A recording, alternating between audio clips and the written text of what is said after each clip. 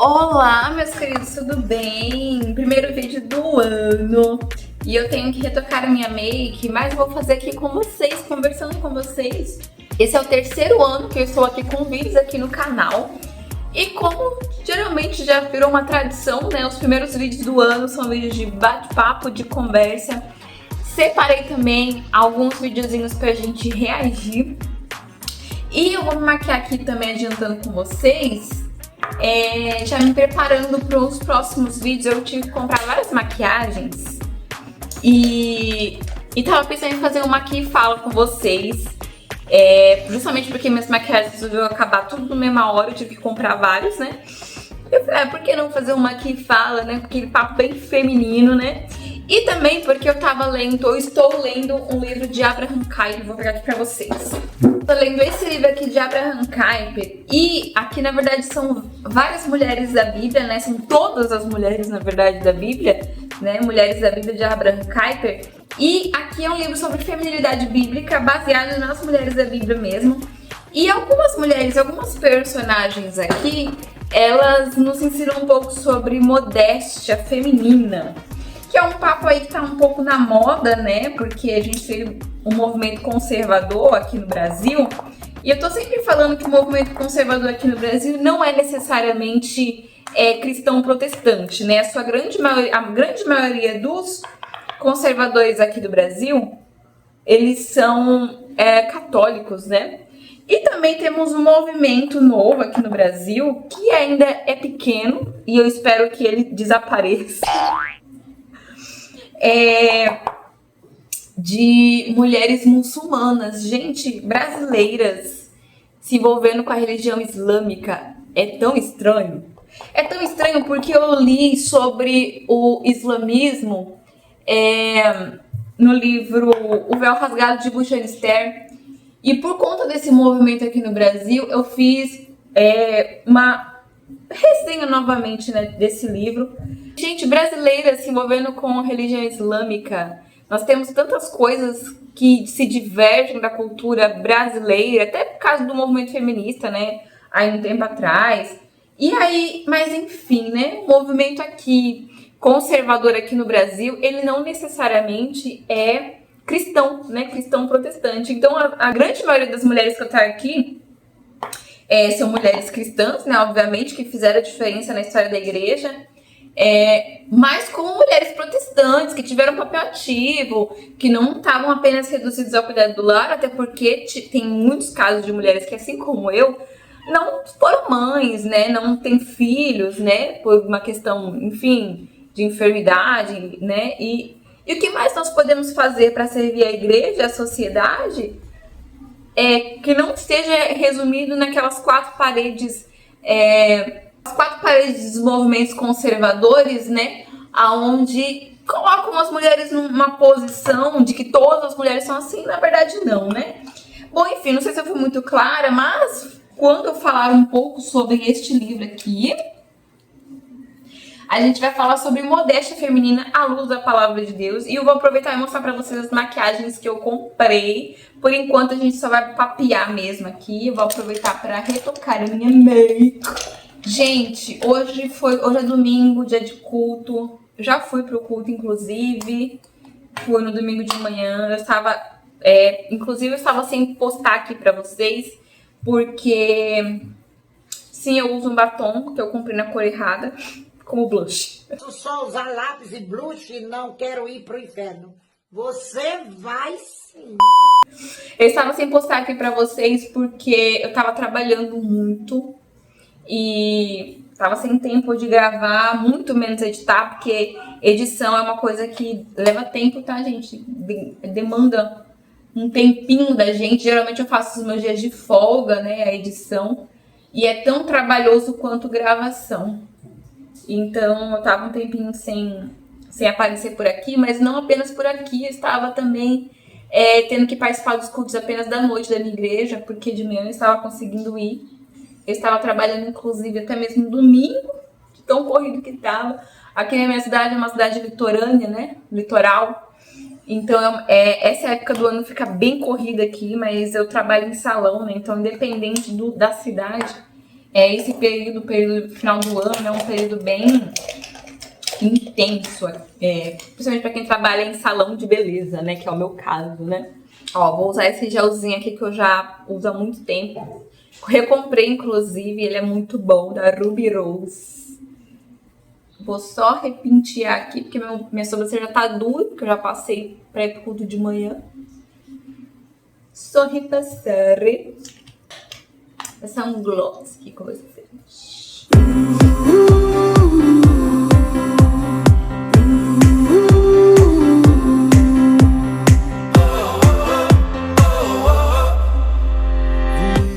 Bom, seguinte, separei aqui alguns videozinhos pra gente ir reagindo, falando sobre.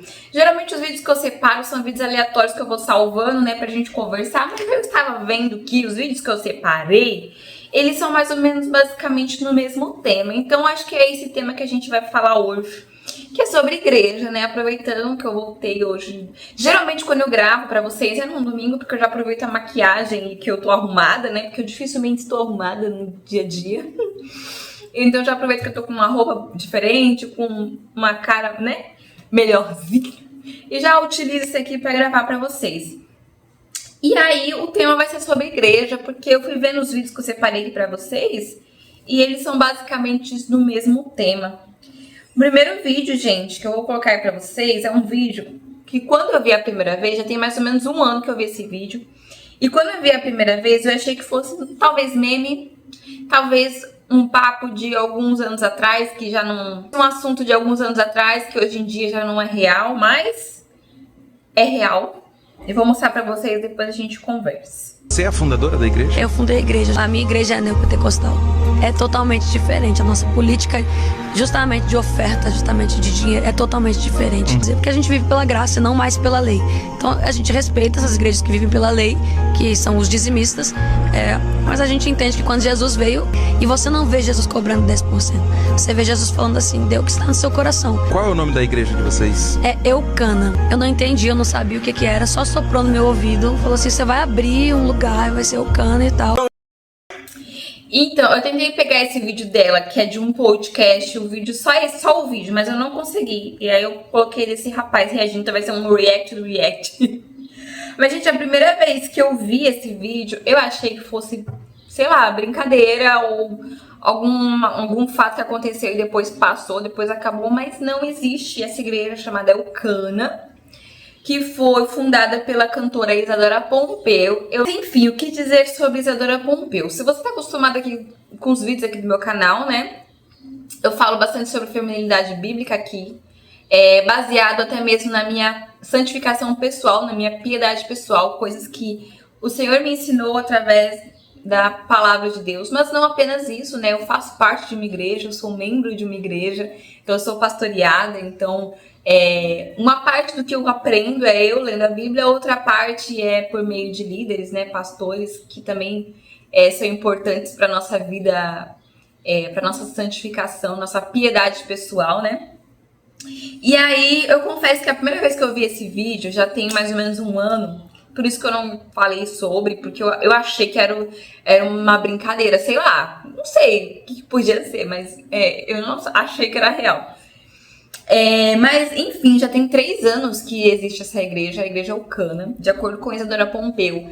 Foi uma voz que soprou no ouvido dela, que disse que tinha que se chamar Eucana, que é a história de Eucana e Ana, mãe do profeta Samuel. Mas, primeiramente falando sobre a Bíblia, né? Quando a gente lê a história de Ana, mãe do profeta Samuel, o que dá a entender ali que era que Ana era a mulher mais crente daquele período, era a pessoa mais crente daquele período. Então o próprio Eucana, ele não compreende a crise de fé que Ana estava tendo naquele momento. E o que nós entendemos lendo a palavra de Deus ali em 1 Samuel é que toda aquela crise de fé que Ana estava tendo era da vontade de Deus. Deus queria que Samuel nascesse e ele usa o sofrimento de Ana para que Ana pudesse interceder e assim fazer aquilo que Deus queria, né? Até quando nós lemos o capítulo 2 de 1 Samuel, nós vemos ali Ana exaltando o Senhor, e em alguns momentos ela fala do ungido de Deus, que Deus estabelece reis, e ainda não existia monarquia em Israel. Então, pode ser que aquilo que Deus, os planos que Deus tinha para Samuel começou em Ana, não começou com Samuel, começou com Ana, sua mãe. Então, daquele clã todo, né, o Cana, Penina, Ana, até mesmo o sacerdote Eli, né, a Bíblia fala que Eli achou que Ana estava bêbada quando ela começa a orar, né. O que nos dá a entender, né, de acordo até com o estudo que eu tenho da minha Bíblia, que o sacerdote Eli já não tinha tanta intimidade assim com Deus, para entender que o que Ana estava fazendo naquele momento era uma oração, era uma entrega de alma a Deus, né? Ele provavelmente já estava ali meio que frio na fé. E Deus se comunica diretamente com uma mulher, porque provavelmente ela era a pessoa mais crente daquele período ali, né? Inclusive na infância de Samuel, quando Deus começa a falar com Samuel, fala que a palavra de Deus era escassa. Não havia mais tantas manifestações, tantas teofanias assim, porque o povo estava frio, né? O povo estava necessitado de um avivamento, né? Quando Samuel nasce, Deus volta a falar de novo com o povo por intermédio de Samuel. Então, só o fato dela focar em Elcana já é um pouco estranho, confesso. Mas é mais estranho ainda porque ela diz que Deus soprou no coração dela para que ela abrisse uma igreja, enfim. Então, se você for ver a igreja de Isadora Pompeu, ela que é a fundadora da igreja, tem uma pastora que, né, guia a igreja lá. E, assim, compartilhando aquilo que eu tenho aprendido do Senhor, né? Eu sei que Isadora já passou por algumas dificuldades, algumas questões pessoais dela. E eu não vou falar sobre isso porque todos nós somos pecadores, miseráveis pecadores. Alguns cometem alguns pecados aparentemente mais graves para o mundo, mas todos nós podemos nos arrepender e se confessarmos ao Senhor, se confiarmos no Senhor. Então, a meu ver, ela deveria estar debaixo de uma autoridade pastoral, ao invés de abrir a sua própria igreja, principalmente pelos meios e pelos modos com que ela disse aqui, né, que é a forma com que ela abriu uma igreja, né? Existem uma série de coisas que acontecem até uma pessoa decidir abrir uma igreja, né? Existe um trabalho missional, existe toda uma membresia por trás, enfim, N coisas que eu não tenho nem capacidade de explicar aqui agora para vocês, mas é bem complicado, Eu falo muito sobre feminilidade bíblica aqui, inclusive eu dou minha opinião diversas vezes em diversos vídeos sobre a questão do pastorado feminino, que é uma coisa que eu sou contra, mas eu explico melhor nesse vídeo aqui que eu falo a relação entre o pastorado feminino e o evangelho de Cristo e o porquê que eu sou contra o pastorado feminino, então vejam lá. Vou lançar outro vídeo aqui para vocês, também de uma pastora, e aí, se você está acostumado a ver meus vídeos, você já sabe qual é a minha opinião, mas vamos ver aqui. Paulo estava dizendo para Timóteo, não suaviza a mensagem para que as pessoas se sintam acomodadas. Gente, só para falar que eu não vi esse vídeo só dela, eu não consegui achar esse vídeo, esse corte, né, que tá só ela falando. Então, infelizmente, tem essa presepada aí, mas permaneça na palavra, porque a verdadeira palavra não te traz conforto, a verdadeira palavra te traz confronto. A verdadeira palavra te leva a mudar de vida e não passa a mão no seu estilo de vida. Essa é a verdadeira palavra. Gente, não tem nem muito o que falar, né? Quem é ela? Lana Holder, a primeira mulher a pregar no Gideões, que é um congresso o maior congresso do Brasil, que é organizado pela Assembleia de Deus. Ela foi a primeira mulher a pregar nos Gideões, na mesma proporção em que ela depois se torna lésbica. Ela é desmembrada da Igreja da Assembleia de Deus e decide abrir a sua própria igreja. Então, ela é líder de uma das maiores igrejas LGBTs aqui do Brasil. Muitas pessoas famosas até congregam na igreja dela. Hoje em dia, ela é casada com uma mulher. E, se eu não me engano, essa pregação dela aqui, ela estava falando justamente sobre 1 Timóteo. E havia muitos livros que ela poderia usar para até mesmo distorcer para o lado dela, mas ela decidiu usar Timóteo. Já falei tanto sobre Timóteo aqui, gente, que eu não vou nem repetir, né? Inclusive, 1 Timóteo capítulo 2, 12 é o texto base para todos os vídeos aqui do meu canal e o porquê que eu sou contra o pastorado feminino.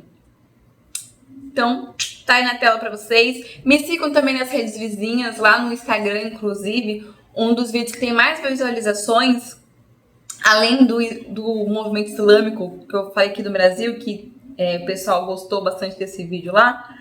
O segundo vídeo que tem mais visualização é justamente falando um pouco sobre Lana Holder e pastorado feminino e tudo mais. É um vídeo curtinho, de 1 minuto e meio, então me sigam lá no Instagram e vejam lá. Vou lançar agora outro vídeo na tela, e dessa vez um vídeo bom, tá? Chega de falar de coisa ruim aqui, né? Diante de tudo isso que nós vemos sobre pessoas abrindo seus próprios ministérios, ministério pastoral, que não é muito bíblico. Então, o que seria a igreja? O que seria o ministério pastoral de acordo à luz da palavra de Deus? Vou lançar de novo para vocês o pastor Presley. O pastor Presley é um pastor que eu respeito muito, já fiz outros vídeos falando sobre ele aqui, ele já tem nos ajudado bastante aqui no canal, né? Ele é um pastor da Assembleia de Deus lá de Uberlândia, que eu respeito muito, e ensinou a gente um pouco sobre o ministério pastoral na terra. Pregadores itinerantes não sabem o que é igreja, nunca souberam, não conhecem quaisquer milindres congregacionais, não sabem quantas coxinhas, pastéis, chocolates foram vendidos para poder possibilitá-lo de triunfar num púlpito construído a duras penas relacionais. Um ministro itinerante da palavra, embora tendo seu papel muito bem definido de forma madura e coesa, vai trazer profundos frutos para uma igreja, mas não sabem o que é uma igreja. Eles saberiam melhor o que é uma congregação se assumissem quaisquer departamentos, de jovens, de senhoras, departamento de portarias. Mas muitos não querem fazer porque estão aspirando asas de águias, e muitos têm penugens de pintinhos.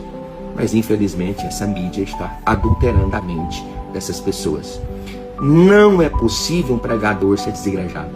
Vocês pagam um preço, estão longe de casa, são vítimas fáceis, principalmente nesse mundo complicado que é o da itinerância. Eu estou viajando tanto como vocês.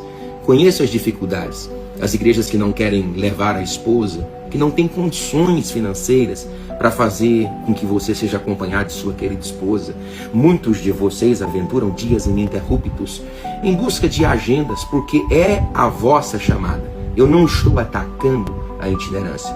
Eu fiz um vídeo recentemente, quase que me deceparam, porque não compreenderam o que eu estou querendo dizer. Eu estou dizendo que um itinerante seria muito mais valorizado se fizesse um trabalho presbiteral local e fosse validado pelo seu pastor local. Fulano é meu vice, fulano é líder disso, líder daquilo. Seria muito melhor. Bom, como vocês viram aí, o tema é possível um pregador itinerante ser desigrejado?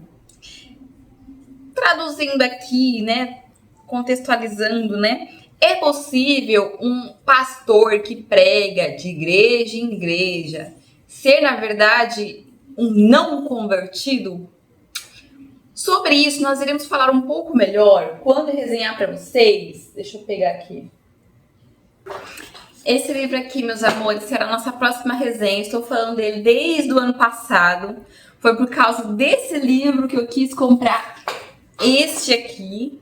Então, são 2 livros de Abraham Kuyper. Esse aqui é uma biografia dele, né? Então, é escrito por Anderson Paes e conta um pouco da história de Abraham Kuyper. E aí, por causa da história dele, eu quis comprar um livro de Abraham Kuyper, que é esse aqui.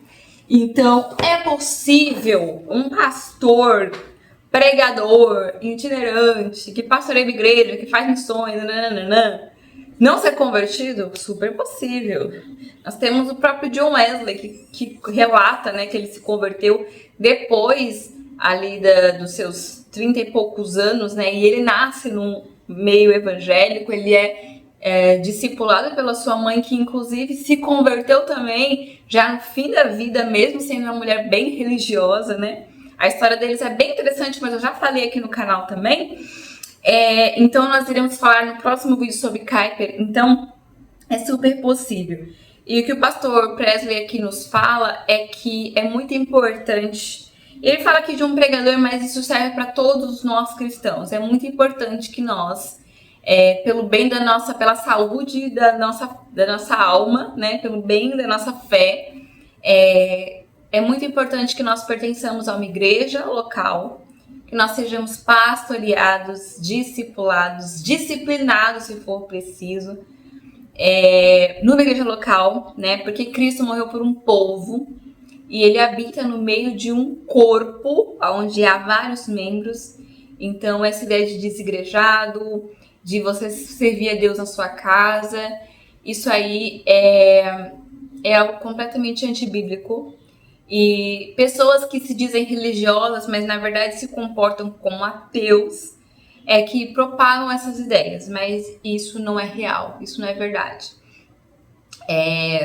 Por isso que na minha rede social, por exemplo, eu tô sempre compartilhando lá quando eu vou pra igreja, principalmente domingo, né? Eu sempre compartilho, deixo o link do culto. Eu acho isso importante. Tá? Para algumas pessoas não é irrelevante, mas eu acho isso importante porque é isso que eu busco em outros influencers, quando eu vejo, né,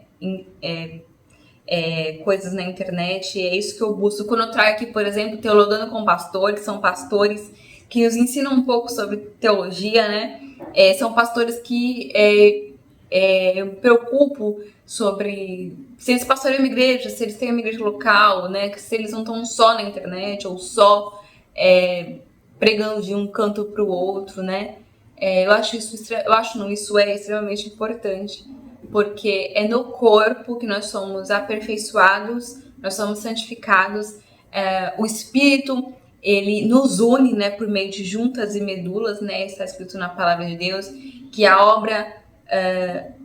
que a comunhão é uma obra do Espírito. Então, estar em comunhão com o povo dele é uma obra do Espírito. Existem sacramentos que fazem parte da nossa fé, como Santa Ceia e Batismo, que só é possível ser realizado no meio do povo de Deus. Não tem como você servir ceia para você mesmo. E isso é um meio de graça que Deus nos dá para fortalecer a nossa fé. Então, é muito complicada essa ideia de desigrejado, e principalmente quando a pessoa não está fixa numa igreja local e se dizendo um missionário ou evangelista, ou enfim, são pessoas que estão sempre indo de igreja em igreja, mas não tem uma igreja fixa onde não apenas ela ensina outro, mas é também ensinada, é também discipulada e é disciplinada também. Faz parte, né, da nossa santificação, né? Nós não somos perfeitos, nós em alguns momentos iremos falhar, e nós precisamos ser advertidos, corrigidos, como a palavra de Deus ordena. Eu sei que isso é muito difícil, eu sei que isso é muito triste, quando a gente precisa ser corrigido, quando a gente precisa ser disciplinado, mas isso é importante, né? E está lá em Hebreus capítulo 12, leia lá Hebreus capítulo 12, é por meio da disciplina que nós perseveramos no caminho que Deus preparou para nós. E aí eu vou compartilhar com vocês um último vídeo de uma moça simples, que não é pastora, que não é missionária, que não é evangelista, que não é cantora, como Isadora Pompeu, mas que foi salva por Jesus Cristo, e ela vai nos ensinar o que é ser igreja. Na tela. Vou falar um pouco, mas um pouco que é muito interessante. Eu cheguei na igreja não tem muita precisão. Eu estava na lama mesmo, cheguei a ter morado na rua com meus filhos, e ali, quando eu passei a frente à igreja, me deu aquele toque para mim ir, comecei a ir. Aí lá, graças a Deus, me libertei, né? Saí todos os vícios do crack, da cachaça, de tudo. Deus me tirou de lá. Então, assim, a igreja nunca me decepcionou, nunca. Mas me ajudou. Porque se a gente for olhar para quem está dentro da igreja, a gente não vai nunca, né? A gente tem que olhar para o alvo, que é Jesus, né? Que só Ele pode nos tirar de onde Ele me tirou. E hoje, pelo pouco que eu vivo da minha situação, como eu vivo feliz, vivo abençoada, né? Então não tenho o que falar, porque se a gente for olhar para o irmão e dizer, o irmão nem me deu nem a paz do Senhor hoje, a gente não vai nunca.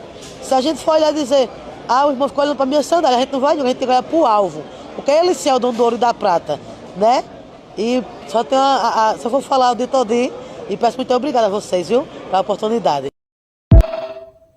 Como a nossa querida irmã, que nós não sabemos o nome, disse, nós devemos olhar para o alvo. E o alvo é Cristo. E aqui é meu vídeo de bate-papo com vocês hoje. Um beijo e até o próximo. Deus abençoe vocês.